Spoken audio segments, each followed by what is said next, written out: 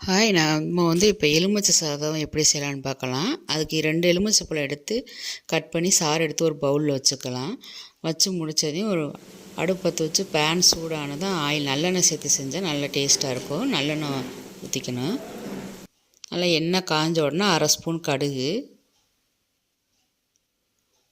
பொரிஞ்சதுக்கப்புறம் 1/4 ஸ்பூன் உளுந்தம்பருப்பு, 1 ஸ்பூன் கடலைப்பருப்பு போட்டு நல்லா பொரிய விடணும். எல்லாம் நல்லா பொரிஞ்ச உடனே கருவேப்பிலை ஒரு கத்து, இஞ்சி ஒரு துண்டு பொடிசாக கட் பண்ணி போட்டுக்கலாம். நல்லா பொரிஞ்சிருச்சு. பொரிஞ்சோன்னா பச்சை மிளகா 1, காஞ்ச மிளகா 2 நல்லா பொடிசாக கட் பண்ணி அந்த எண்ணெயில் காஞ்ச போட்டு நல்லா கிண்டி விடணும். 1/2 ஸ்பூன் மஞ்சத்தூள் நல்லா கிளறி விட்டுட்டு பெருங்காயம் ஒரு 1/4 ஸ்பூன் சேர்த்துக்கலாம். நம்ம புளிஞ்சு வச்சுருக்கிற எலுமிச்சை சாறை அதில் ஊற்றணும்.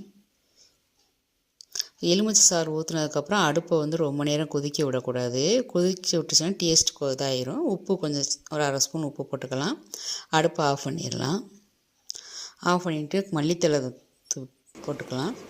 போட்டு சூடான சாதம் எடுத்து அதில் இந்த நம்ம கொதிக்க வச்ச எலுமிச்சை சாறு ஊற்றி கிளறி விடணும். நல்லா கிளறியாச்சு. வேர்க்கடலையை வறுத்து பொடியாக்கி வச்சுருக்கோம். அதே அந்த சாதத்திலே போட்டு நல்லா கிளறி விட்டுறலாம். இப்போ நல்லா சூடான சுவையான எலுமிச்சை சாதம் ரெடி. உங்களுக்கு இந்த வீடியோ பிடிச்சிருந்தா லைக் பண்ணுங்கள், ஷேர் பண்ணுங்கள், சப்ஸ்கிரைப் பண்ணுங்கள். தேங்க்யூ.